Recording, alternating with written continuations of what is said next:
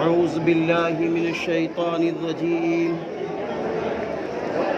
بسم الله الرحمن الرحيم. الحمد لله نحمده ونستعينه ونستغفره ونؤمن به ونتوكل عليه ونعوذ بالله من شرور أنفسنا ومن سيئات أعمالنا. من يهده الله فلا مضل له ومن يضلله فلا هادي له. ونشهد أن لا إله إلا الله وحده لا شريك له ونشهد أن محمدًا عبده ورسوله وصلى الله عليه وسلم تسليمًا كثيرًا كثيرًا. أما بعد، قال الله عز وجل: أعوذ بالله من الشيطان الرجيم. ألا يعلم من خلق وهو اللطيف الخبير. وقال الله تبارك وتعالى: يا أيها الذين آمنوا كتب عليكم الصيام كما كتب على الذين من قبلكم لعلكم تتقون. صدق الله العظيم. اللهم صل على اللہ کے محبوب بندو، اللہ کے روزدار بندو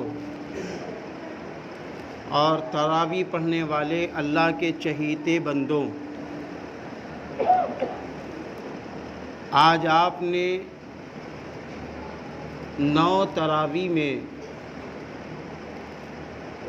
یعنی 10 تراویح میں ماشاءاللہ پورا کلام اللہ آپ سب نے سنا ہے۔ آج 9واں روزہ ہے اور 10ویں تراویح ہے۔ اب آپ ایک حدیث پاک کی روشنی میں اپنے کلام اللہ کے سننے اور پڑھنے کو سمجھیے۔ آپ صلی اللہ علیہ وسلم نے فرمایا کہ جس شخص نے کلام اللہ کا ایک حرف پڑھا اسے 10 نیکیاں ملتی ہیں۔ الف لام میم، آپ صلی اللہ علیہ وسلم نے فرمایا یہ 3 حرف ہیں، الف الگ ہے، لام الگ ہے، میم الگ ہے۔ تو جس شخص نے الف لام میم پڑھا تو اس کو 30 نیکیاں ملی۔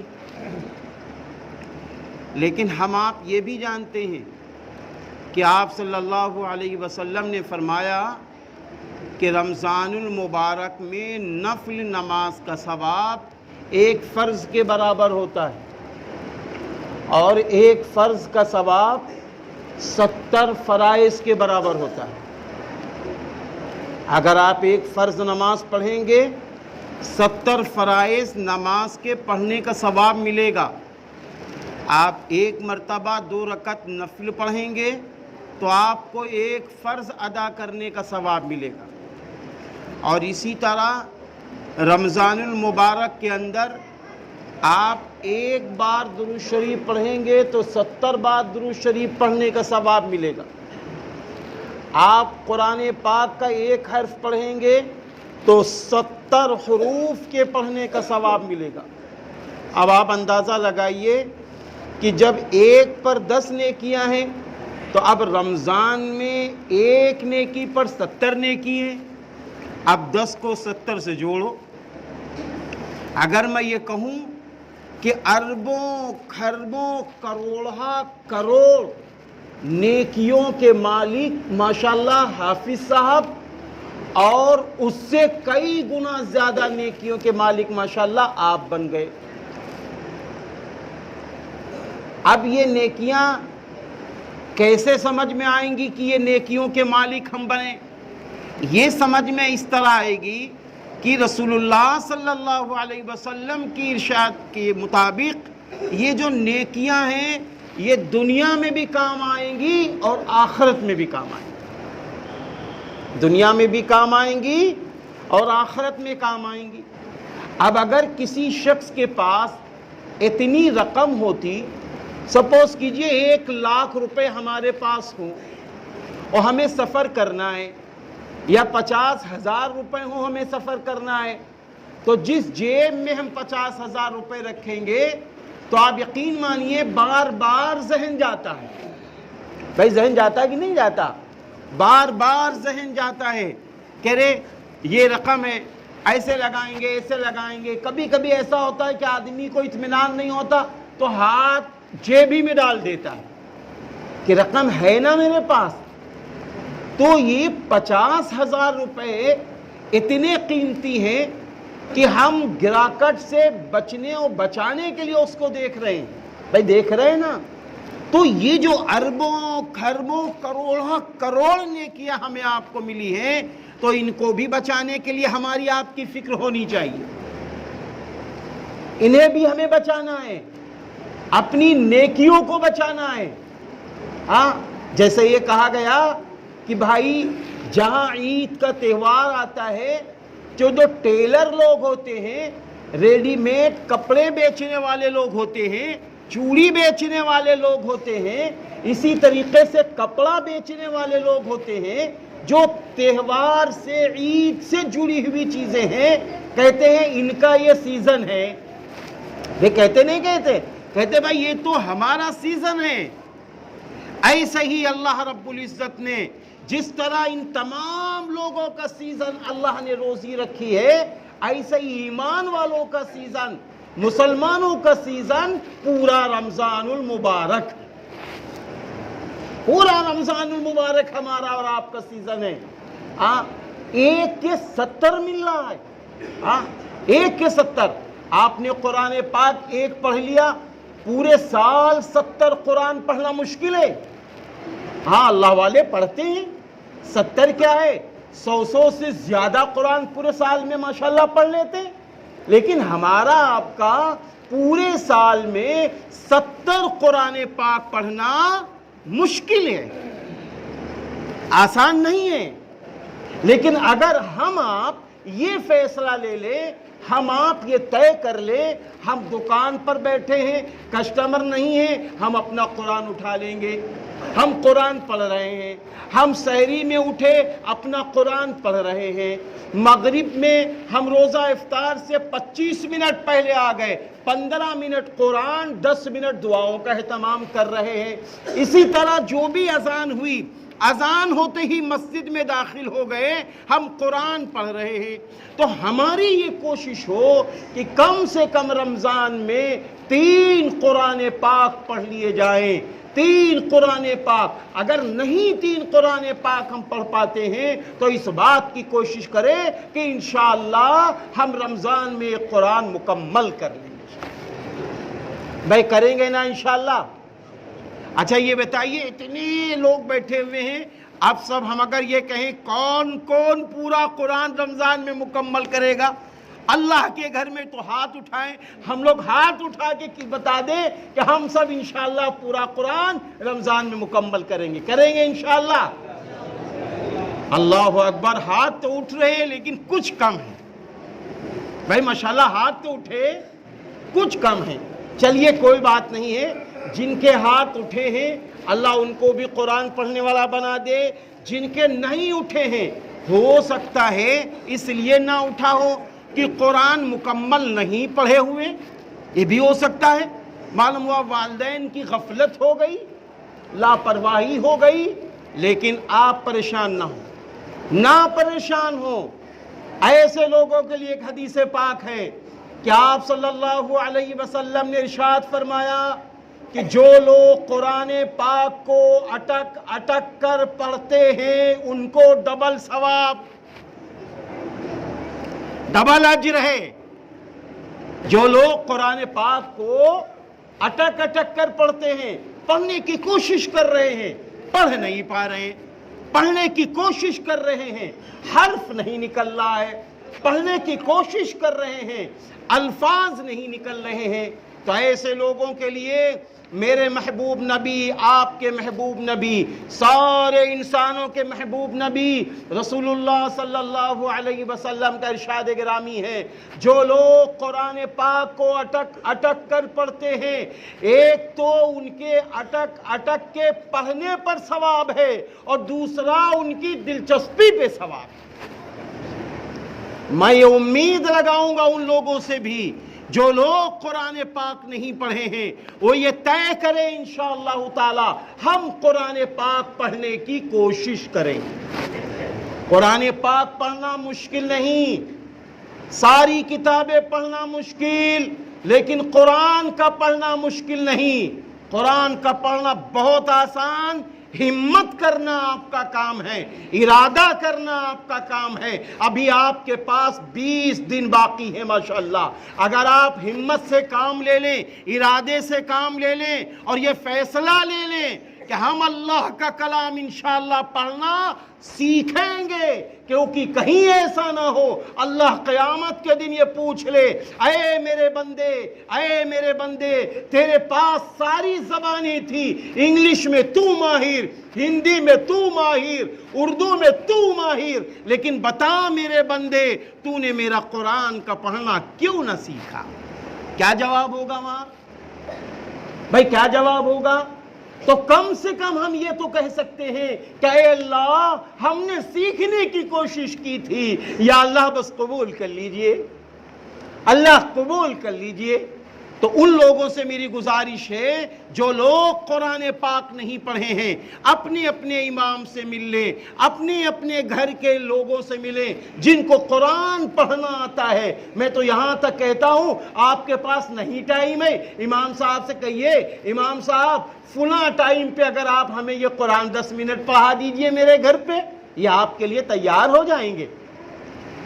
خیرآباد کے چند ائمہ جن میں الحمدللہ حافظ یعقوب صاحب، حافظ پرویز صاحب جو صابری مسجد کے امام صاحب ہیں، ایسے اور بھی ائمہ ماشاءاللہ ہیں، ان حضرات نے یہ تو فیصلہ لے لیا ہے۔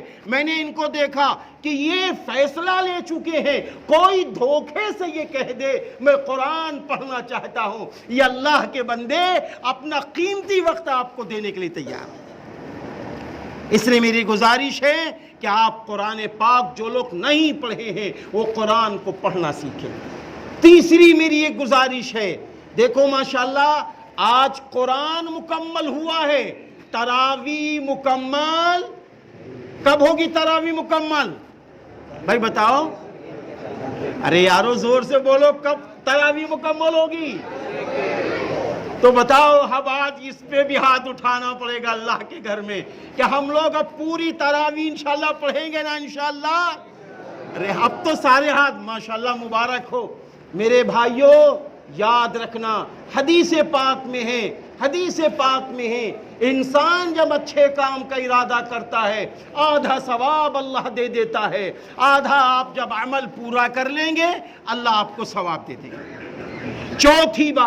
چوتھی بات میرے بھائیوں دیکھو ایک بات سمجھو، یہ ہے رمضان کا مہینہ۔ رمضان کا مہینہ اللہ تعالیٰ نے کاہے کے لیے دیا ہے کہ اے مسلمانوں، مردوں اور عورتوں سنو، اے مردوں عورتوں سنو، رمضان کے مہینے میں تم اپنی اپنی عبادتیں مجھے دکھاؤ۔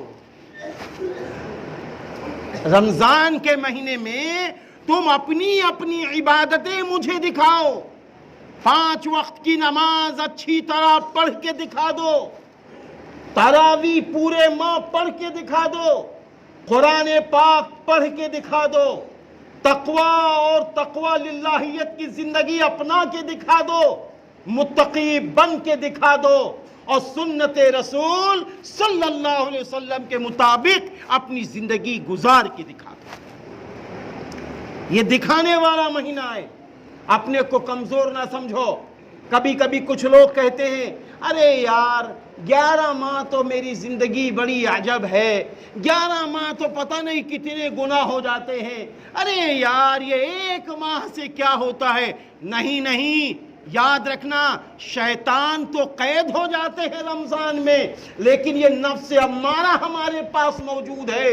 یہ نفس امارہ ہم کو بزدل بنانے کی کوشش کرتا ہے، یہ نفس امارہ ہمیں نیکیوں سے روکنے کی کوشش کرتا ہے۔ ایسے موقع پر ہم آپ ایک فیصلہ لے لیں، جب یہ دل میں آئے کہ 11 ماہ ہم گناہ کرتے ہیں، اور جب یہ دل میں آ جائے تو فوراً کہنا، اے نفس امارہ، جب اللہ نے تجھے روزے رکھنے والا بنا دیا، اللہ نے تجھے قرآن سننے والا بنا دیا، اللہ نے جب تجھے نماز پڑھنے والا بنا دیا، تو اب ہم یہ نہیں دیکھیں گے کہ 11 ماہ ہم کیا کرتے ہیں، ہم تو اس ماہ میں اپنے اللہ کو راضی کر لیں، ہم تو اس ماہ میں اپنے اللہ کو راضی کر لیں گے۔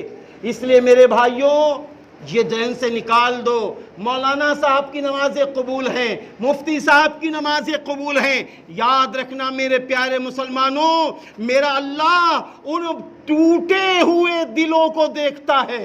ایک روایت میں ہے انسان جب گناہ پہ گناہ کرتا ہے، میرا اللہ اس کو مہلت دیتا ہے، اب یہ میرا بندہ میری طرف آ جائے گا، اب یہ بندہ میری طرف آ جائے گا، اب یہ بندہ میری طرف آ جائے گا۔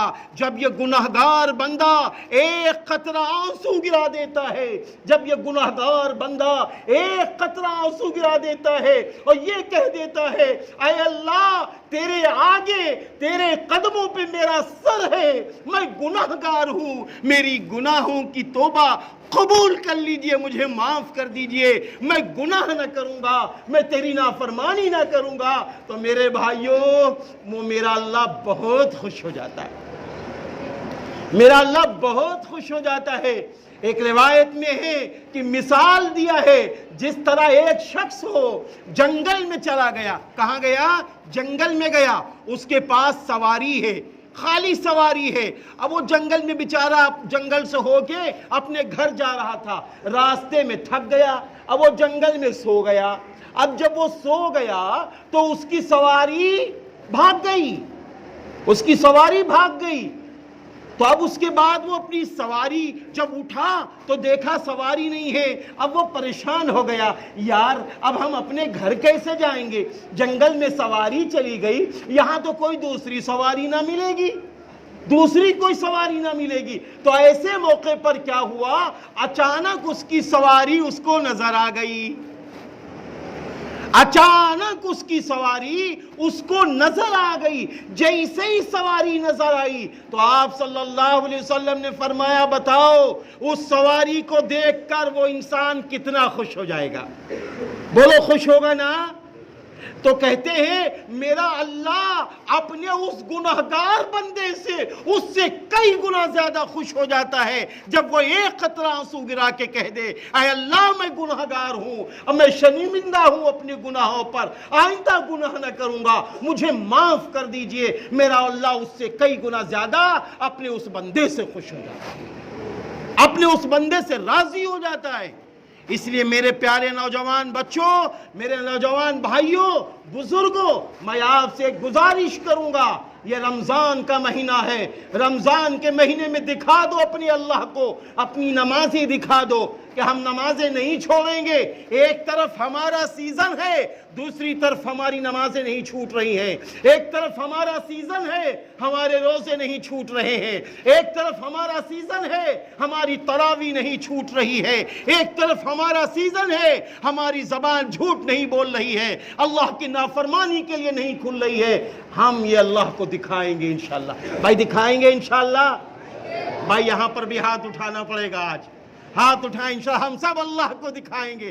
جزاکم اللہ خیرہ۔ آخری بات میرے پیارے مسلمان بھائیوں، دیکھو یہ رمضان کا مہینہ جو اس کی قدر کرے گا، سن لو اچھی طرح، جو اس کی قدر کرے گا یہ اس کے لیے رحمت والا بنے گا، اس کے لیے یہ مہینہ برکتوں والا بنے گا، اس کے لیے یہ مہینہ رحمتوں والا بنے گا، بخشش والا بنے گا، جہنم سے آزادی والا بنے گا۔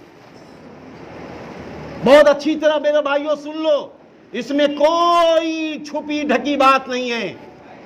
رمضان کا مہینہ ان کے لیے رحمت ہے، برکت والا ہے، بخشش والا ہے، نجات والا ہے۔ کن کے لیے؟ جو رمضان کی قدر کریں، روزے رکھ رہے ہوں، روزے میں اس کا خیال کریں کہ جس طرح طلوع صبح صادق سے غروب آفتاب تک کچھ نہ کھانا، کچھ نہ پینا، بیوی سے مباشرت نہ کرنا، اس کا نام روزہ ہے۔ ایسے ہی اس کا نام بھی روزہ ہے کہ ہماری زبان کا بھی روزہ ہے، ہماری آنکھوں کا بھی روزہ ہے، ہمارے ہاتھوں کا بھی روزہ ہے، ہمارے پیروں کا بھی روزہ ہے کہ کسی بھی چیز سے اللہ کی نافرمانی نہ ہو، کسی بھی چیز سے اللہ کی نافرمانی نہ ہو۔ تو روزوں کی قدر کر رہے ہوں، ہم 5 وقت کی نمازیں پوری ادا کر رہے ہوں، شارٹ کٹ نہیں، کیونکہ ایک نفل کی نماز پر فرض کا ثواب مل رہا ہے، اس لیے ہم آپ پوری نمازیں ادا کر رہے ہوں اور تراویح پڑھ رہے ہوں۔ اس کے ساتھ جو وقت چلتے پھرتے ملے، مارکیٹ میں کچھ سامان لینے جا رہے، فیصلہ لے لیں، جھوٹ نہیں بولیں گے۔ سامان بیچ رہے ہیں، جھوٹ بول کے سامان نہیں بیچیں گے۔ ہاں بس یہ فیصلہ لے لیا، سنت کے مطابق چلیں گے پھریں گے۔ راستے میں جا رہے درود شریف پڑھ رہے، راستے میں جا رہے تیسرا کلمہ پڑھ رہے، راستے میں جا رہے خالی سبحان اللہ پڑھ رہے۔ ایک روایت میں ہے کہ حضرت ام ہانی رضی اللہ تعالی عنہ آپ صلی اللہ علیہ وسلم سے فرماتی ہیں کہ اے میرے محبوب نبی، میں بوڑھی ہو گئی ہوں، میرے لیے بھی کچھ بتا دیجئے۔ آپ نے فرمایا سبحان اللہ پڑھا کرو، الحمدللہ پڑھا کرو، اللہ اکبر پڑھا کرو۔ یہ میرے محبوب نبی نے ذکر و اذکار دیے ہیں۔ تو چلتے پھرتے اٹھتے بیٹھتے ہم سبحان اللہ پڑھ رہے ہوں، الحمدللہ پڑھ رہے ہوں، لوگ یہ دیکھ کے کہنے لگے یار اس کی زبان دیکھو تر و تازہ ہے، یہ مارکیٹ میں چل رہا ہے، چوتھا کلمہ پڑھ رہا ہے، یہ ذکر کر رہا ہے، یہ اٹھتے بیٹھتے اللہ کا ذکر کر رہا ہے۔ تو دیکھنے والے یہ کہہ دیں اے بھائی یہ مسلمان ہے، یہ روزدار ہے، یہ اپنے روزوں کی قدر کر رہا ہے، یہ اپنے رمضان کی قدر کر رہا ہے، یہ اپنے رمضان کی قدر کر رہا ہے۔ تو جو لوگ رمضان کی قدر کرتے ہیں ان کے لیے رحمت۔ اور آخر میں سن لیجئے، آپ صلی اللہ علیہ وسلم کے پاس حضرت جبریل علیہ السلام تشریف لائے تھے۔ فرمایا نبی ہلاک ہو جائے، برباد ہو جائے وہ شخص جس کے سامنے رمضان کا مہینہ آئے اور وہ رمضان کی ناقدری کرے۔ میرے نبی نے اتنی خطرناک بد دعا پر آمین فرمائی ہے۔